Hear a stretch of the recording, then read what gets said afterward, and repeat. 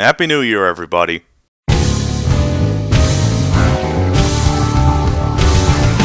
Hello everybody, I'm the Awesome Yojimbo, and welcome to the new year of 2016. Now while 2015 hasn't lived up to the past 2 years for gamers, whether it be a new Final Fantasy VII remake, forcing us to wait another year for some big games, or whatever the heck Federation Force was, it still managed to be a great year for gamers. For me in particular, I've played a crap ton of games this year that have changed my taste for the better, and I feel that I should share the 15 games that I like the most. Now let's lay down the ground rules. 1. Only games I've played, and only one per franchise, unless an entry contains more than one game from the same franchise, in which case this rule is exempt. 2. This list isn't exclusive to games that came out this past year, meaning any game can make it on here as long as I've played it this past year for the first time. Sorry Conker's Bad Fur Day. 3. No remakes or graphical updates to games that I've already played, so no Kingdom Hearts HD or Majora's Mask 3D. And 4, the games on this list are of my own opinion, so it's very likely that my taste will be different from yours. And not to mention, because of all the games I've played this year, I had to exclude a lot of really great games, so feel free to share your opinions in the comments below. Or better yet, make your own countdown and share it with us. I'd be very happy to see it. Now that that's out of the way, let the new year commence.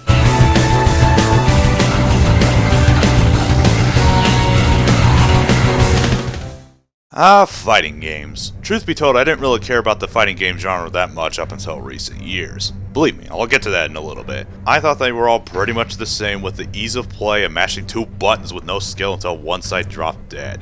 Follow Cranky's advice and get good already. But this year I've reawakened my love for the genre and tried out a lot of cool new fighting games, and one of those games being Injustice: Gods Among Us. And now before you say anything, yes, I am aware that I'm a little late to the party with this game, but just keep in mind that I'm a few years late playing a lot of great games. But I'm getting off topic. Injustice is pretty much what you would get if you took Mortal Kombat 9, gave it a little more polish, added a few new twists, and exchanged all the characters for a full DC Comics roster. Well, sort of. So, instead of Sub-Zero, Raiden, and Cabal, you get Superman, Green Lantern, and The Flash. Okay, you got me, developers. Now we already know just how overpowered the DC universe really is, and this game capitalizes on that big time. Especially with the super attacks, which are all over the top and quite pleasing to watch. Another new thing that this game brought to the table is the stage interactions, where you can use objects or weapons in the background to deal damage to your opponents. That's pretty cool if I say so myself. But one of the best things about a fighting game is its character roster, and this game is no exception.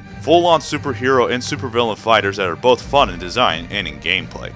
My personal favorites being Deathstroke, Killer Frost, The Flash, and Scorpion. Speaking of which, the DLC characters are also pretty good, adding some extra flavor to an already good roster. So you might want to get the Ultimate Edition instead. But that being said, the game did have some problems here and there. First being that the levels in this game are kind of boring to look at, even on the PS4. Story mode was okay, I guess, despite the cheesy and over-the-top plot and those stupid mini-games, and the character roster's balance was a little out of whack. Yeah, because Aquaman's reach wasn't good enough already, and Martian Manhunter needs to be sent to the hospital ASAP because he isn't totally broken or anything.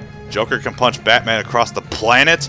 No! Also, the Starlab missions were a pretty cool distraction, but I never really paid attention to those. But despite its flaws, this game was a ton of fun to play, and it'll be a great way to kill time as far as fighting games go until the rebooted Killer Instinct comes out this spring. So, you guys finally want our cool new fighting game? Well, too bad! Looks like you got to wait a little while for that. You guys finally ready for Kingdom Hearts 3 to come out? Well, too bad! Instead, we're gonna release a few more pointless HD collection before that happens, motherfucker!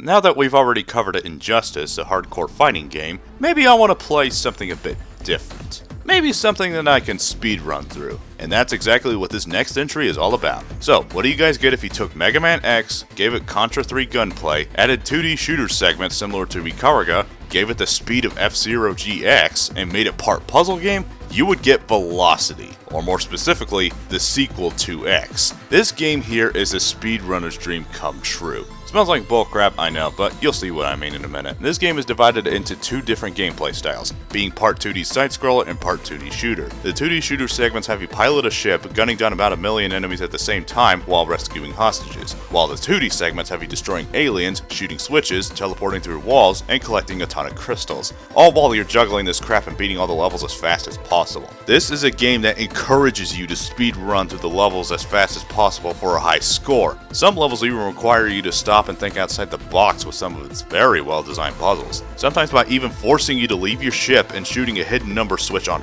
foot. And the game handles this transition very well. Combine this with a fantastic graphic art style, a kick-ass techno soundtrack, and you get one of the best indie games on a PlayStation console. I can't tell you how big of a smile I got after I cleared multiple levels in a row with a perfect score. The characters themselves are also very likable, despite how little screen time they're given, especially the main protagonist Kaitana, who manages to be a pretty likable character and a complete badass at the same time. Take notes, Kratos. My main problem with this game, however, is the boss battles. Yeah, they're fun, but they're all pretty much the same fight as the last one. That and the game ends on a massive cliffhanger.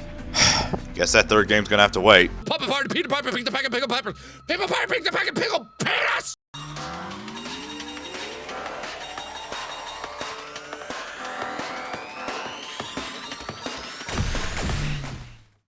Over the past 2 years, I have slowly but surely become a fan of the Castlevania franchise due to its lore, characters, and fantastic gameplay, especially in the Metroidvania style games. The first Castlevania game I ever played was Symphony of the Night, and it's my favorite of the bunch, and it definitely made me want to try out as many of the games as possible. So this year I played 4 games in the series, the first game being Castlevania Judgment, and it was mediocre at best. Nowhere near perfect, but I'm still happy that I played it. And thusly that leaves the other 3 games. All 3 games on the DS as a matter of fact. Dawn of Sorrow, Portrait of Ruin, and Order of Ecclesia. But let's try to tackle all 3 games in order to see what they brought to the table. Dawn of Sorrow, for those of you who don't know, is the sequel to Aria of Sorrow on the Game Boy Advance following the story of Soma Cruz, while Portrait of Ruin follows Jonathan and Carmilla on a quest to awaken the powers of the vampire killer, while Order of Ecclesia has boring protagonist Shinoa on an adventure with rescuing villagers, trying to uncover the mystery of Albus's betrayal, and oversized hermit crabs in giant elevators. As far as Revolution goes, these games don't really do anything different from the other games in the series, but this is a series standing by the norm of if it ain't broke, don't fix it. Your wits will be tested, your hand is never held, progression is required and rewarding, and the combat is always satisfying. Dawn of Sorrow brings back the soul mechanic from its predecessor that grants Soma a ton of different abilities to toy around with. Want to use an enemy's power or moves? Well, the options are there if you want them.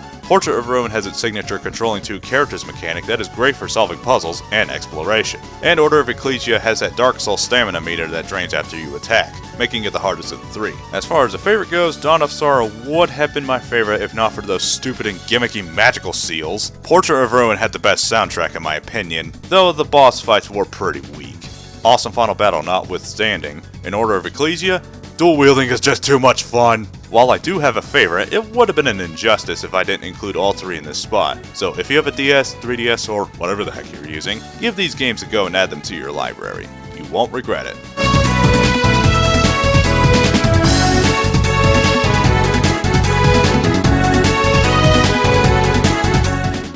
I've already expressed my love for the hack and slash genre in my last countdown, but now let's talk about the shooter genre. Now, while I have respect for some of these games, it's just not my thing. I'm more one of those gamers who prefers the feeling of intense badassery by killing my enemies with overpowered weapons up close and personal. And that strategy doesn't really work with this genre, so maybe I'm just not very good at them, I don't know. That, and I feel that this genre gets a bit too much attention, hence why I feel that this genre is a bit too overrated for my tastes. But don't get me wrong, there are some shooters that I really like. Some of these games include Borderlands, GoldenEye on the N64, the original Modern Warfare, Vanquish, Spec Ops The Line, Evolve, Bioshock, heck, Team Fortress 2 is a treasure amongst the Countdown community. But this year I played a more recent FPS game that has definitely made it onto my favorites list, Shadow Warrior. Based on a game that was originally touted as a mediocre Doom clone, this is quite possibly one of the best reboots I've seen in a while. But before we delve into what makes this game so special, let's talk about the story. The story revolves around Lo Wang, a Japanese playboy otaku who embarks on a quest to find a legendary sword called the Nobutsuru Kage while killing demons after he was betrayed and left for dead.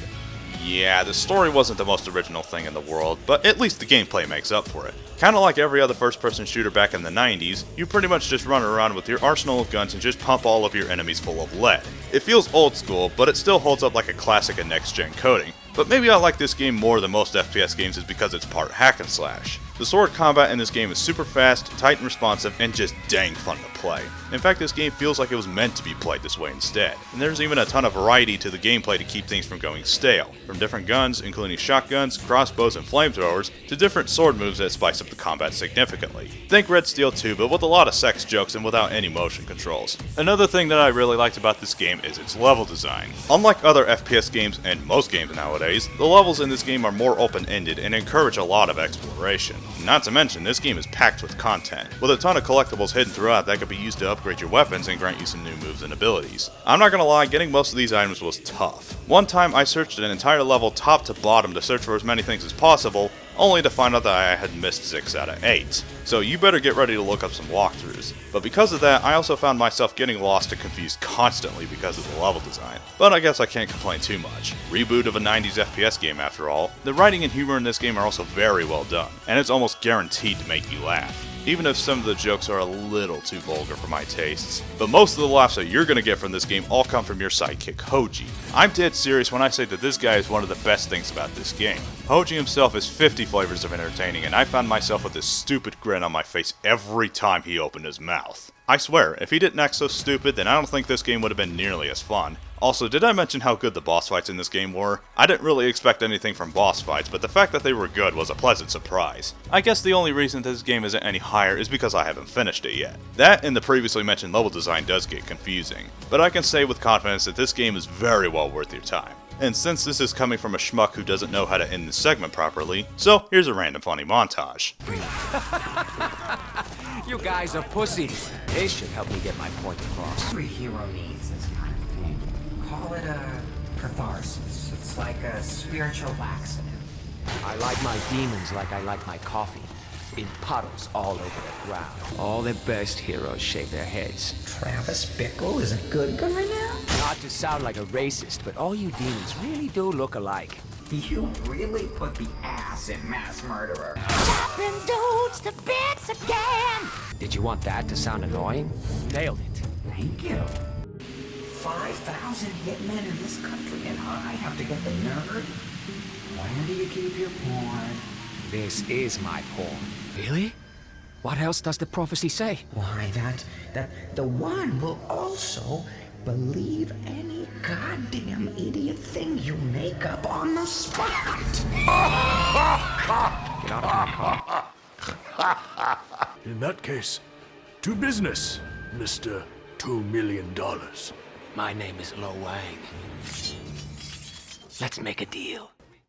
Yoshi's Woolly World. Seriously, how could I not put this game on here? And after that lazy disappointment of a game, Yoshi's New Island, this is the game that fans have been waiting for ever since Yoshi's Story on the N64 18 years ago. Speaking of Yoshi's Story, Woolly World's mechanics are pretty much the exact same, with very few differences here and there. But you know what? That's just fine with me. Kinda like other games like the previously mentioned Castlevanias, Kirby, and Mega Man, the gameplay could have changed, but it didn't have to because the formula works great the way it is. Heck, it works better in this game even more so than Yoshi's Story. The level design plays more like Yoshi's Island, but each level has its own special flair of exploration and gameplay changes to keep it more interesting. Like spitting out watermelon seeds to defeat enemies, those spinning orbs that move in certain directions when you stand on them, or maybe even the cloud levels, where you can turn baby chickens into eggs and use them to create platforms. And if that's not your thing, then you can take on the biggest gameplay changers, the transformation levels, where Yoshi turns into a mermaid to swim through water, a motorcycle that pretty much defies gravity, or take a page straight out of Godzilla's book and just destroy everything.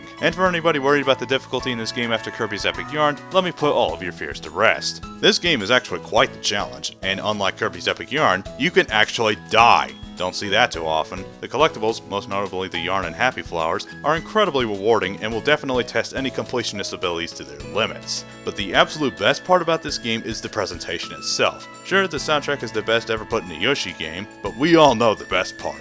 The visuals. Everything from the backgrounds, subtle changes to Yoshi's design, and even the freaking lava. It's pretty clear that the designers put their heart and soul into making these visuals stand out with its charm. Aww. Yep, it's official, 10 out of 10, best visuals ever, I love this game. But sadly, this game does have one small flaw. The boss battles, as I'm sure you can guess, are quite the disappointment. Sure, they look cool, and some of them are a homage to the classic Yoshi's Island on the SNES, but they're ridiculously easy and kinda boring. And I don't care how cute your game is, developers, fighting the same 2 mini-bosses 3 times each is a very stupid thing to do. Aww. Okay, I'll forfeit this match, you win, little guy.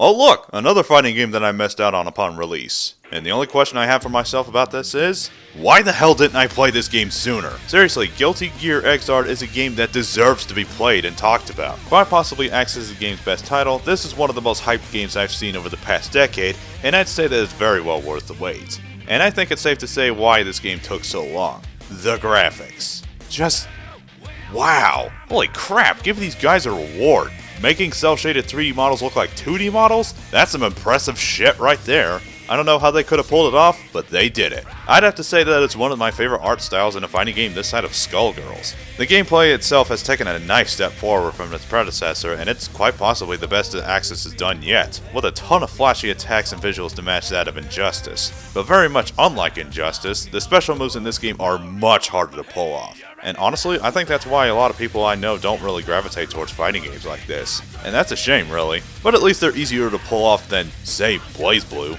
The character roster in this game is also very impressive. Now, while a lot of fighters from the previous game were removed, what we instead got was quality over quantity. Each character has their own unique style, and not one of them feels like the other's not worth trying. Also, that soundtrack? Maybe putting Faust in charge of composing the music in this game was probably the best thing ever! Now this doesn't really happen with me, but the saying music makes a game exists with this one. Just go look up any song on YouTube, and you'll probably find yourself headbanging like an idiot. I mean, the game already looks fantastic, but they also made the soundtrack memorable as well. Just, it's so good! Now, I don't really have much to complain about, to be honest. I mean, yeah, the character roster is way smaller compared to XX, but that really isn't a problem for me. Story mode, on the other hand, was rather boring, and it seemed like it would have been better off as its own separate anime. But who the heck plays an awesome fighting game for this story? Well, there's always one person. Whether or not you're a fan of Axis anime fighting games, you owe it to yourself to give this one a try. There's also Under Night in Birth that, I'll admit, is also pretty good, but the way I see it, it can't hold a candle to Xrd. Seriously, one of the best fighting games, period. Now, if you'll excuse me, I'm gonna go listen to that soundtrack some more.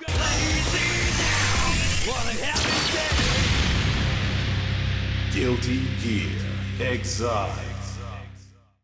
You might be noticing a large number of next-gen games on this list so far. Well, that pretty much has to do with me finally getting my own PS4. And so far, I'm having a good time with it. Finally being able to play a ton of games exclusive to next-gen consoles is just awesome. Kinda makes me wonder why I haven't done it sooner. And that's where we arrive at the Infamous franchise. These games are quite possibly one of the best excuses to get a PlayStation console, and they're some of the most fun I've ever had while playing a sandbox game. Think Grand Theft Auto, but instead of guns, cars, and hookers, you get electrokinetic superpowers. And with a superhero sandbox game, you need a big open world to test your abilities out to their fullest. Now, I recall the first Infamous game being really good, and I may not have played much of Infamous 2, but I recall the third game, Infamous Second Son, for not only a very recent second playthrough, but for being one of my all-time favorite sandbox games. The story in this game is simple and works. The game follows Delson Rowe, a conduit who has the ability to copy other conduits' powers, who heads down to Seattle with his brother to find the main villain Augustine and get her powers to help save his friends back home. Not nearly as epic as the first two games, but there's still enough incentive to keep pushing forward.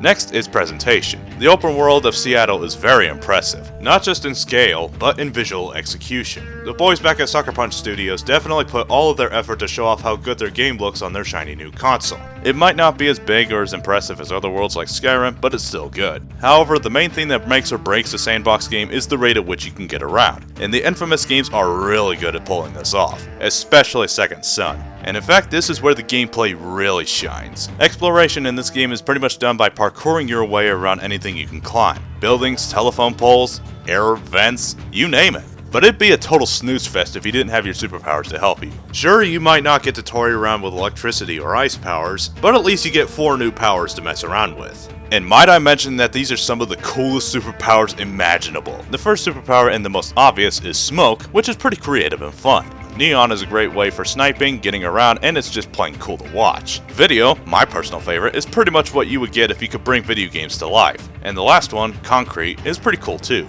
but you can't use it until after you beat the game. Another thing that makes the Infamous franchise so interesting is its morality system. Would you rather build yourself up as a hero, or would you rather act like an asshole to everybody and just blow shit up? Whichever side you want to take, the options are there. I also found the characters in this game to be far more believable and interesting than the previous games. Delson Rowe I feel was a much needed twist over the grey, grizzly, bald Christian Bale Batman character that is Cole McGrath from the first two games. He definitely fits the world that he's thrown into and has a personality that's entertaining to listen to. Or maybe I just like him better because he's voiced by Troy Baker. Overall, if you like sandbox games but you don't think this game is worth your time, then I really want to know what you've been smoking.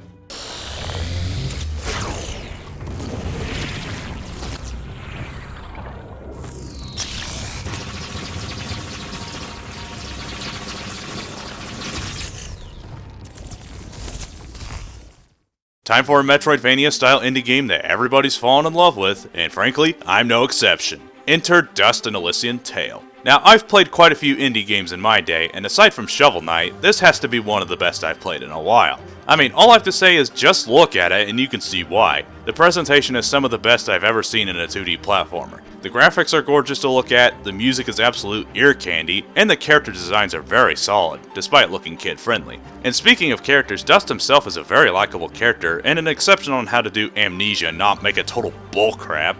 And if you thought they couldn't do sidekicks right after Navi from Ocarina of Time, then let me introduce you to Fidget, a sidekick character that I actually enjoy because of how derpy she is. She's kinda like Hoji, but she's way cuter. Another thing that this game does that actually surprised me is how it handled its NPCs. They actually have personality. That is freaking impressive. This also helps to make the story more engaging, focusing on a ton of morality issues like revenge and finding one's place in the world. Trust me, it really makes you think. And they even made the merchant well characterized. The merchant of all people! Now that's pretty unheard of aside from Resident Evil 4. Oh, and he's also the same guy who voices the announcer in Smash Brothers. I could stop there, but the gameplay itself makes this game even better. This is part Metroidvania, part hack and slash, and that paints a pretty clear picture right there. Not only is the combat flashy and just fun to look at, this game also has a risk-reward system that encourages you to chain up some serious combos without a single hit for some extra EXP. This is some of the most fun I've ever had playing a 2D platformer, and I loved every second of it. But the biggest problem that everyone agrees on is that the boss battles were very disappointing. Now, I don't know if that has to do with only one guy handling the gameplay, but still, that's wasted potential. But other than that, I got no complaints. Another thing that makes this game so good, most of the entirety of this game was done by one guy. One guy made all of this! That says a lot, really.